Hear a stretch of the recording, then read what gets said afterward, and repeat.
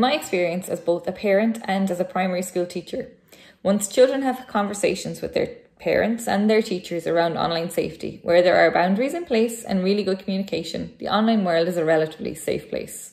Of course, like everything, there are traps and pitfalls, from pop-up sites to games everyone else is playing to the peer pressure to keep up with everyone and their peers. There is a danger that your child may be exploring something you'd rather they didn't. At school, I've heard conversations, particularly around social media. Have you seen this? Have you heard that? Have you watched this? Did you try that? Now, most social media platforms are designed for over 13s. That's the age that you're allowed to have an account. But I teach children from 4 to 12, and it's rare that, in particular in the older classes, the children haven't had exposure to social media. Oftentimes, I've spoken to parents about incidents that I've heard, and they are completely unaware that their child even have a social media platform. Your child will most likely begin using devices and computers with you rather than independently. And this offers the opportunity to highlight the fact that the online world parallels the real world and that there are both safe and unsafe things in each. It also enables you to discuss the things that are there to protect us, like internet safety, protection, passwords, showing them where your information is stored and where it goes. Talk to them about posting some of the things you post, like a photograph. What do you think about before you post it? Is everyone in it happy for it to be online? Does it show things that can identify where you live? The advice I give my own family and the pupils in school is, if you wouldn't do it face to face, don't do it online. I mean, would you walk up to a complete stranger and just start a random conversation? Would you be abusive to your friends or strangers in a public setting? Would you really want your granny to see what was in that photograph that you posted last night?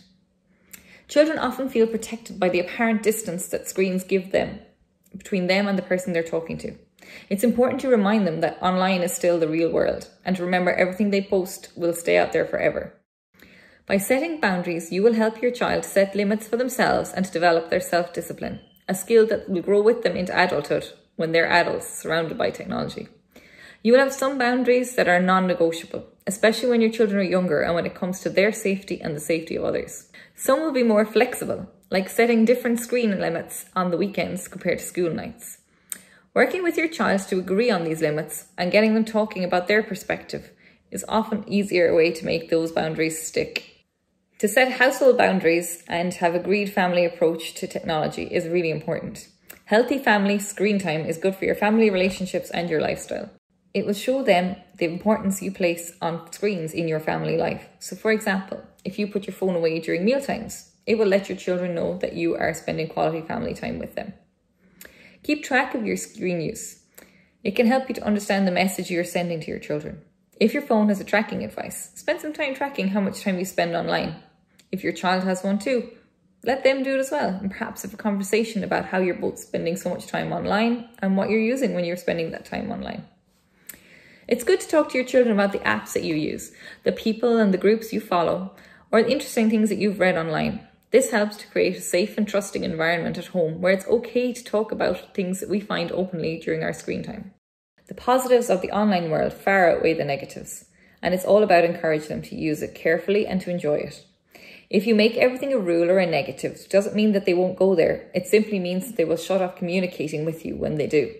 Similarly, using screen time as a threat or withdrawal of it as a punishment can often encourage children to sneak around and do it away from you, while promoting positives in terms of we might play a game together or watch an online show together means you can share lovely online moments together. I think it's so important that our young children are digitally literate and familiar with the online world nowadays more than ever. In an ever-changing digital world, their futures will contain an awful lot more online content than we can imagine. The jobs of the future, they say, are not even created yet.